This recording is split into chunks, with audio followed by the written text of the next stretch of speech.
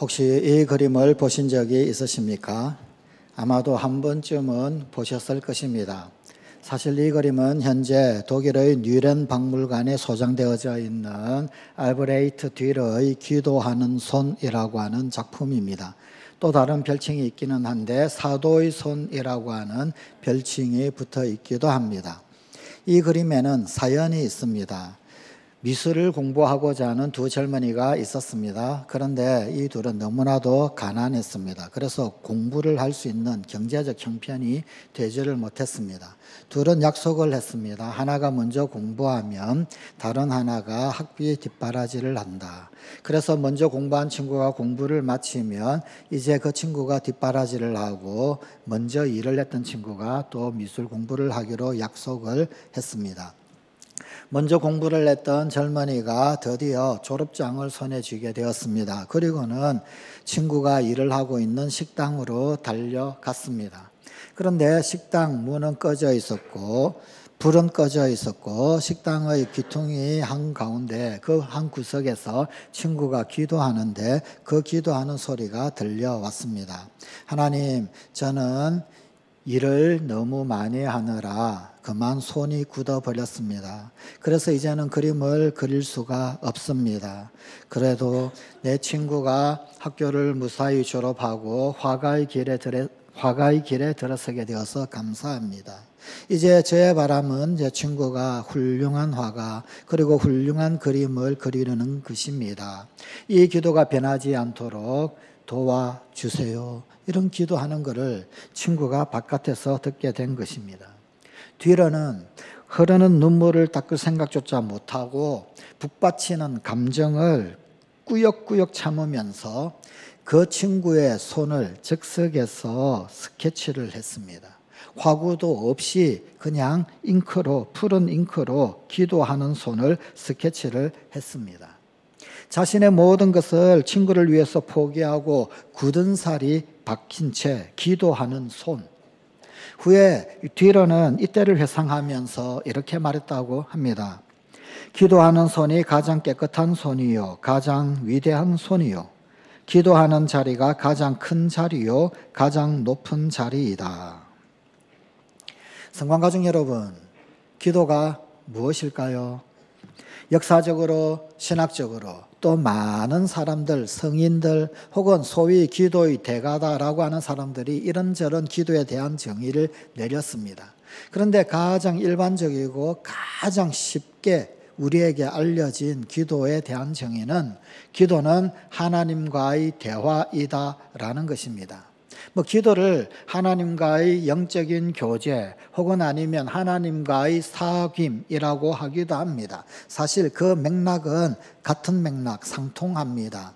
하나님과 대화하여서 하나님과의 관계성이 깊어지는 것. 하나님과의 교제, 이 역시 마찬가지 하나님과의 관계성에 입각한 개념이지요. 하나님과의 사귐, 매 한 가지입니다. 맥락이 같은 것인데, 그런데 가장 보편적이고 가장 쉬운 말로 한다면 하나님과 대화하여서 하나님과의 그 관계성이 깊어지는 것, 이것이 바로 기도더라라는 것입니다. 결국 기도를 통해서 하나님과의 관계를 깊이 있게 발전시킬 수 있습니다. 또 혹은 말씀을 영적인 양식이라고 하는 것에 빗대어서 이 기도를 영적인 호흡이라고 하기도 합니다.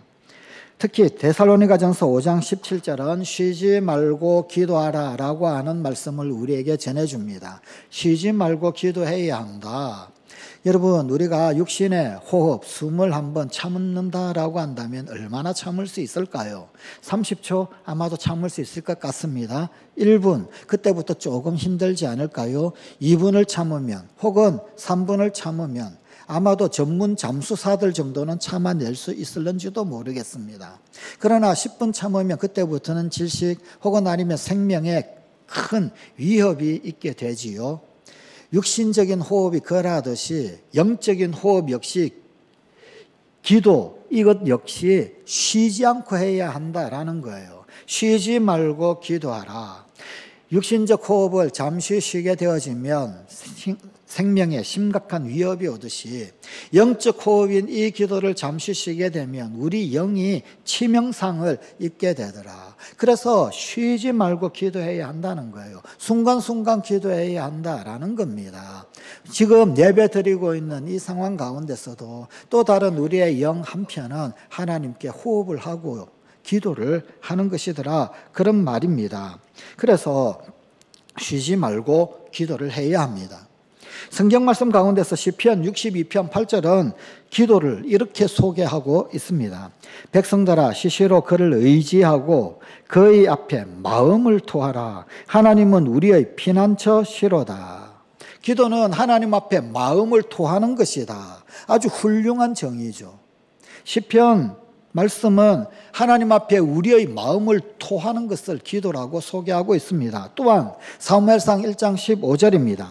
한나가 대답하여 이르되 내 주여 그렇지 아니하니이다. 나는 마음이 슬픈 여자라 포도주나 독주를 마신 것이 아니요 여호와 앞에 내 심정을 통한 것뿐이오니.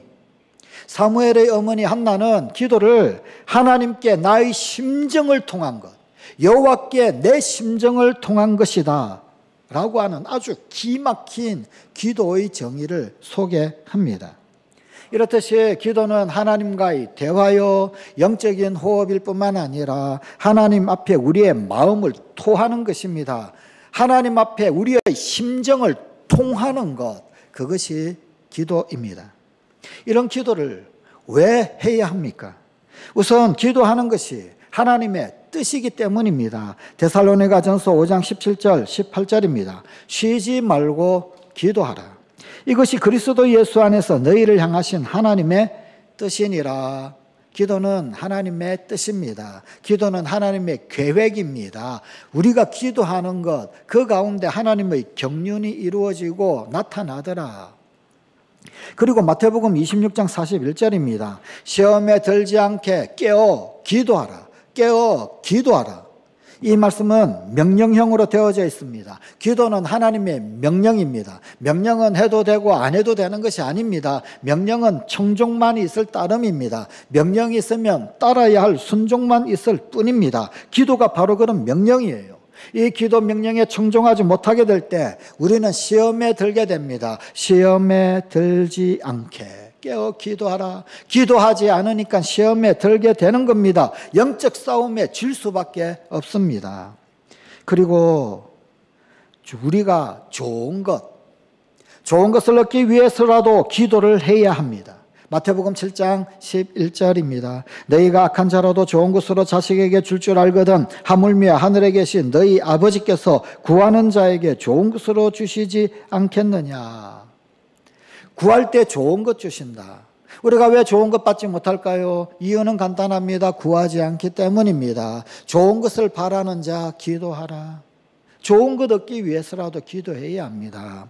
아주 중요한 기도해야 할 영적 이유가 있습니다. 중요한 영적 이유, 시편 32편 6절입니다. 모든 경건한 자는 주를 만날 기회를 얻어서 주께 기도할지라.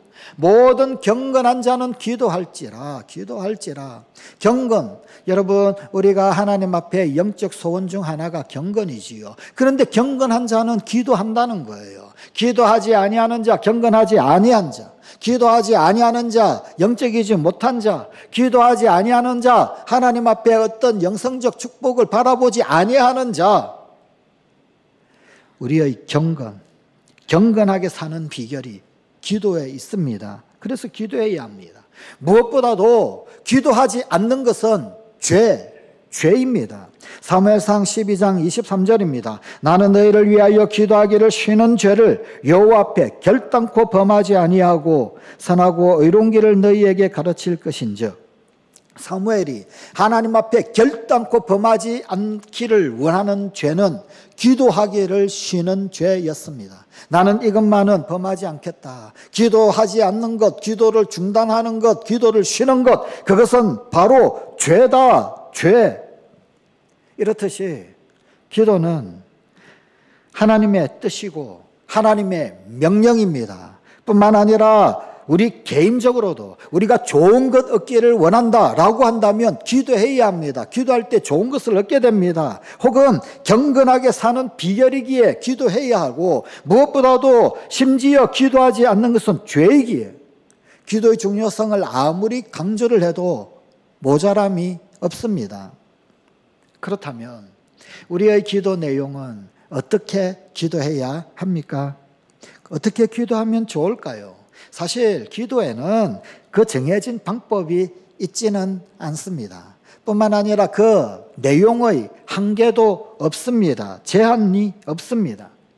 하지만 지난주에는 하나님의 말씀을 영적으로 섭취하는 방법으로서 말씀의 손을 소개해 드렸다면, 오늘은 기도의 손을 통하여서 개인 기도 생활하는 방법을 소개하고자 합니다.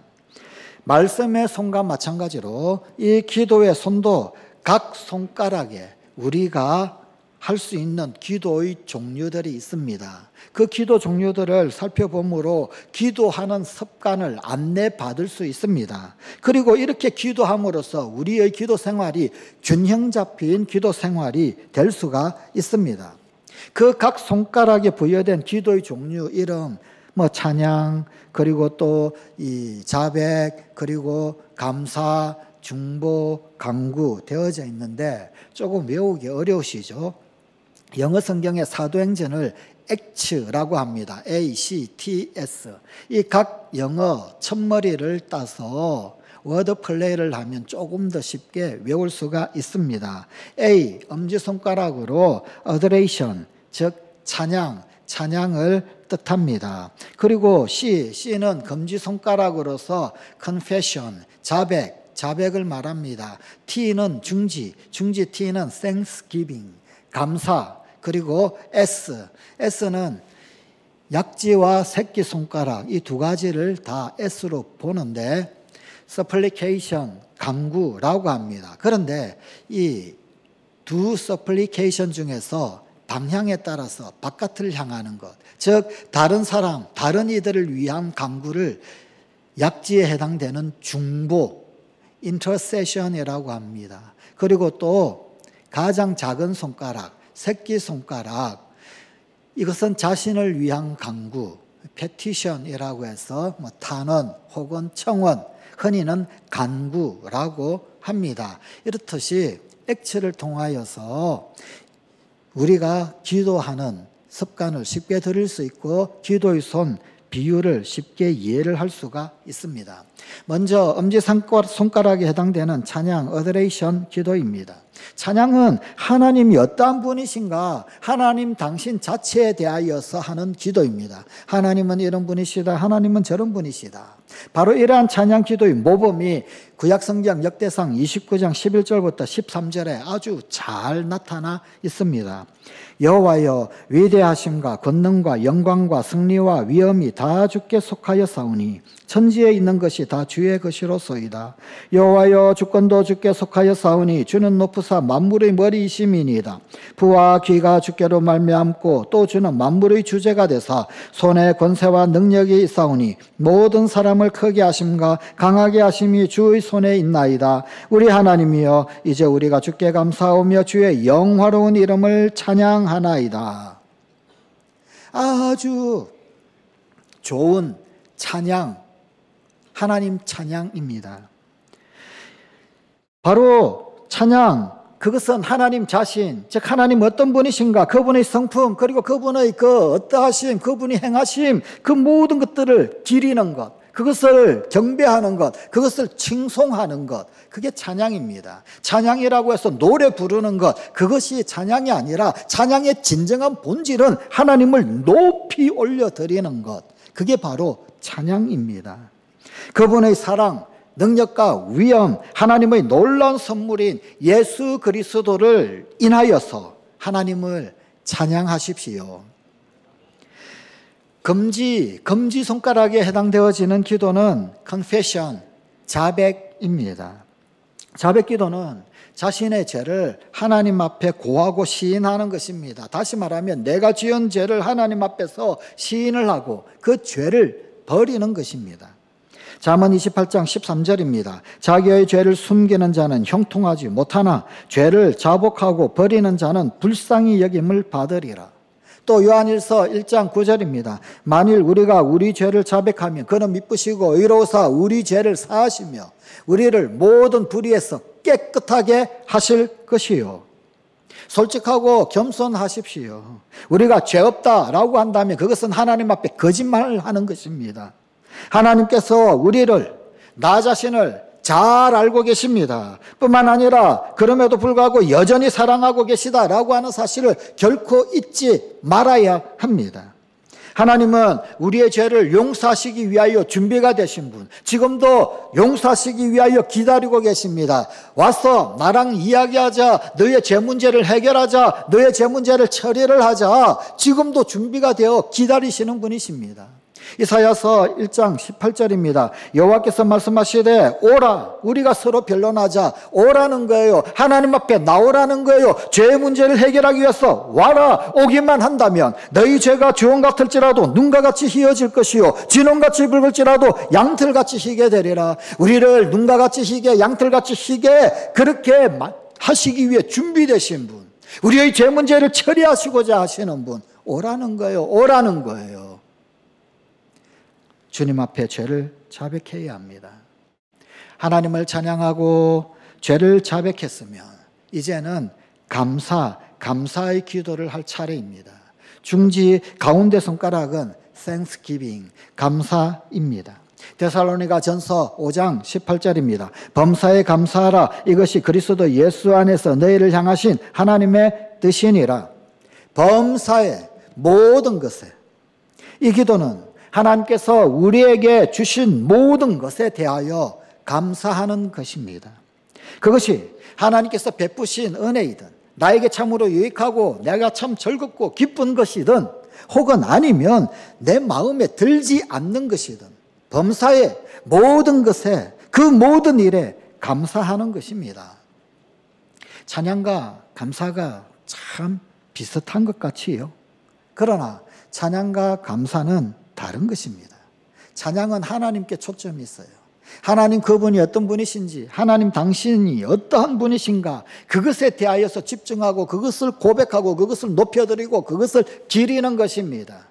하나님 나에게 뭐뭐 해주셔서 하나님 좋아요가 아니라 하나님 당신 스스로, 당신 자체가 참으로 존귀하고 귀하고 거룩하신 분, 그래서 그분을 높여 올려드리는 것, 그것이 찬양입니다. 반면에 감사는 하나님께서 내게 베푸신 것, 하나님께서 우리에게 베풀어 주신 것에 대하여서 그것에 대하여 기도하는 것, 그게 감사입니다. 하나님 일용할 양식을 주시는 분이십니다. 감사합니다. 하나님 일용할 양식을 베풀어 주셔서 내가 은혜를 받고 혜택을 얻었지요. 이건 감사입니다. 하나님은 온 우주 만물의 주인이십니다. 창조주이십니다. 당연히 하나님이 주인이십니다. 이게 찬양입니다. 하나님 그분의 속성, 그분의 성품을 노래하는 것. 찬양과 감사는 다릅니다. 감사는 하루 결산 혹은 일주일 결산 혹은 한 달 결산 등등으로 주신 은혜, 주신 복을 세워볼 수 있습니다. 그냥 아무렇게나 뭉뚱들이 감사합니다, 그 정도가 아니라 오늘 하루를 결산을 하고 일주일을 결산을 하고 한 달을 결산하고 그렇게 결산을 하면서 좀 더 구체적이고 아주 세심하게 복을 세워볼 수 있습니다. 그러면서 감사할 수 있습니다. 이런 감사하는 삶을 통하여서 우리는 하나님의 목표를 더 잘 알게 됩니다. 감사를 하면 할수록 인도하신 하나님을 발견하게 되고 지금도 함께 하시는 하나님을 발견하게 되고 감사를 하면 할수록 하나님이 어떻게 인도하실 것인지 하나님의 그 선하심, 하나님의 그 목표, 하나님의 이끄심, 이것이 점점점 눈에 보이게 됩니다. 더 잘 알 수 있게 됩니다. 약지 그리고 새끼손가락, 서플리케이션, 간구입니다. 그런데 간구는 중보와 청원 혹은 탄원으로 이루어져 있습니다. 그중 약지, 이 약지가 중보, 인터세션 기도입니다. 중보는 다른 사람을 위하여 드리는 간구 기도입니다. 골로새서 4장 12절입니다. 너희에게서 온 에바브라가 너희에게 문안하느니라.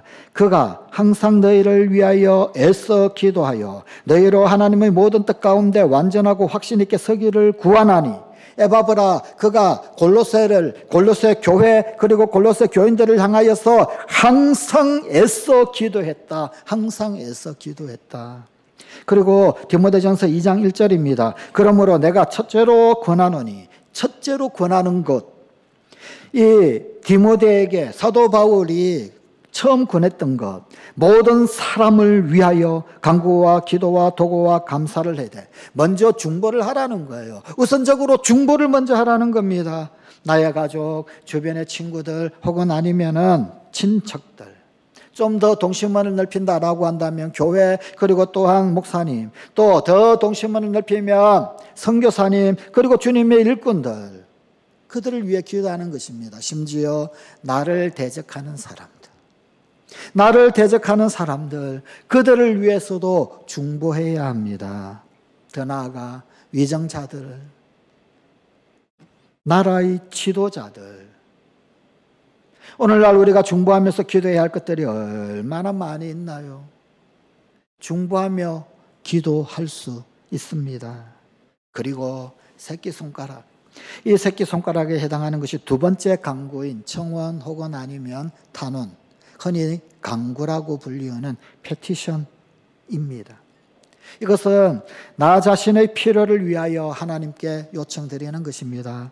요한일서 5장 14절 15절입니다. 그를 향하여 우리가 가진 바 담대함이 이것이니 그의 뜻대로 무엇을 구하면 들으심이라. 우리가 무엇이든지 구하는 바를 들으시는 줄을 안즉 우리가 그에게 구한 그것을 얻은 줄을 또한 아느니라. 빌립보서 4장 6절 7절입니다. 아무것도 염려하지 말고 다만 모든 일에 기도와 간구로 너희 구할 것을 감사함으로 하나님께 아뢰라. 그리하면 모든 지각에 뛰어난 하나님의 평강이 그리스도 예수 안에서 너희 마음과 생각을 지키시리라. 하나님께서 주신 기도 응답의 약속, 이 약속의 말씀을 주장을 하면서, 그러면서 개인적 간구, 들어주시는 하나님, 좋으신 하나님, 신실하신 하나님, 응답해 주시는 하나님 앞에 개인적 청원을 드리는 것, 기도의 응답, 그 기도의 응답을 경험하면서 하나님의 함께 하심을 풍성히 누리며 큰 격려를 얻을 수 있는 우리 성관 가족들이 되십시다. 그런데 왜 찬양 기도를 가장 먼저 할까요?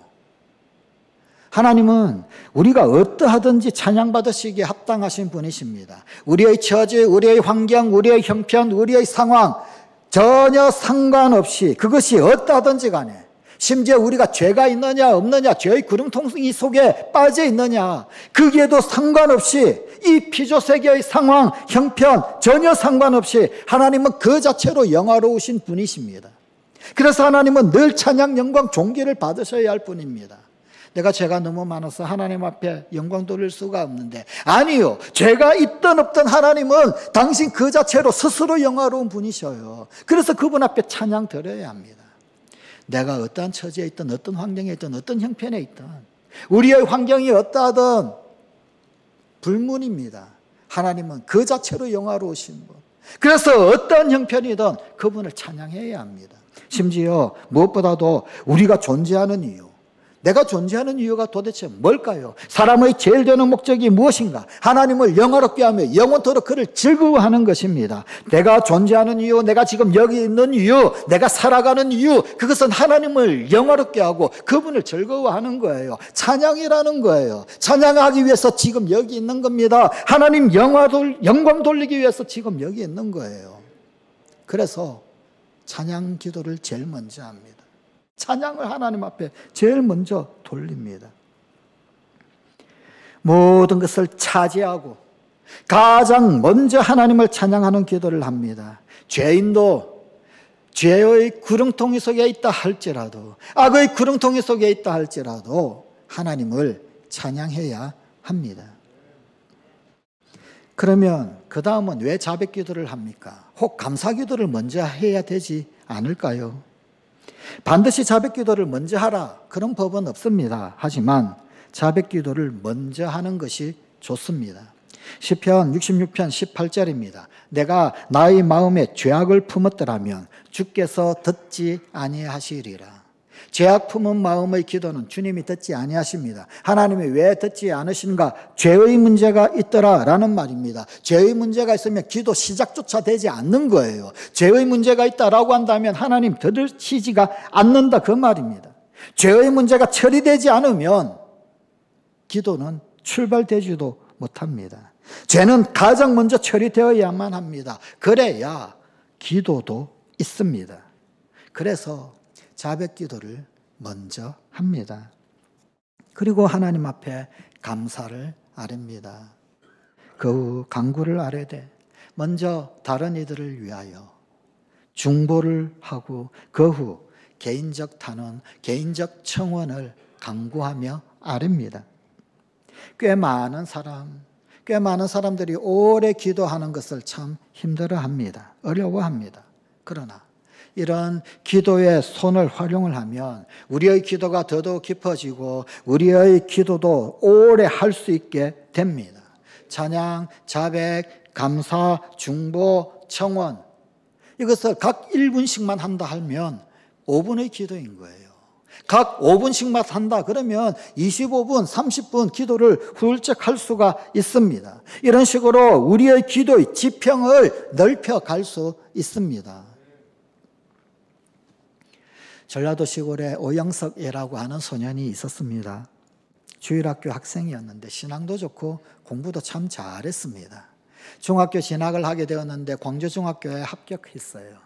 그런데 그 가정이 너무 가난했습니다. 도저히 학업을 할 수 없는 포기해야 할 그런 지경이었습니다. 하나님 앞에 기도하는데 하나님께서 지혜를 주셔가지고 이 오영석이가 하나님께 편지를 썼습니다. 하나님 아버지 전상서 하나님 아버지 오영석이를 예수 믿게 하사 하나님의 아들을 삼아주심을 감사드립니다. 특히 이번 광주중학교 입학시험에 합격하게 해주신 것을 감사를 드립니다. 그러나 제 가정이 너무나 가난해서 등록금을 낼 수가 없습니다. 천지 만물을 지으신 하나님 아버지 저를 도와주셔서 등록금을 주시고 학교를 잘 다니게 해주시면 다음에 반드시 내가 갚아드리겠습니다. 하나님 아버지 아들 오영석 드림. 그래가지고 그 봉투에다가는 뭐라고 썼느냐면 하늘에 계신 하나님 아버지 이렇게 썼어요. 수신인에. 그리고는 뒷면에 자기 이름을 쓰고 자기 주소를 쓰고 우표를 붙여서 우체통에 넣었습니다. 우체국에서 직원들이 이 우편물 분류를 하잖아요. 그런데 이 희한한 편지가 하나 나온 거예요. 하늘에 계신 하나님 아버지 수신자. 이거 도대체 어떻게 처리를 해야 하나. 한 집배원이 이거 하늘에 던지자. 그랬더니 또 다른 직원이 에이 이런 건 뭐 장난이다 없애자. 그런데 거기에 권사님이 감리교 권사님이 한 분 계셨어요. 아마도 무슨 사연이 있는 것 같아. 그러니까 우리 우체국 근방에 있는 교회 보내자. 우리 근방에 이준이라고 하는 농촌 계몽을 하는 목사님 그리고 그 교회 섬기는데 근데 그 목사님 계신데 그 교회로 보내자. 그러니까 다 그렇게 하자 합의를 했습니다. 그래서 하늘에 계신 하나님 아버지 수신자 그 밑에다가 뭐라고 이 집배원들도 참 센스가 아주 좋았던 것 같아요. 그 밑에다가 추가로 더 기록을 했어요.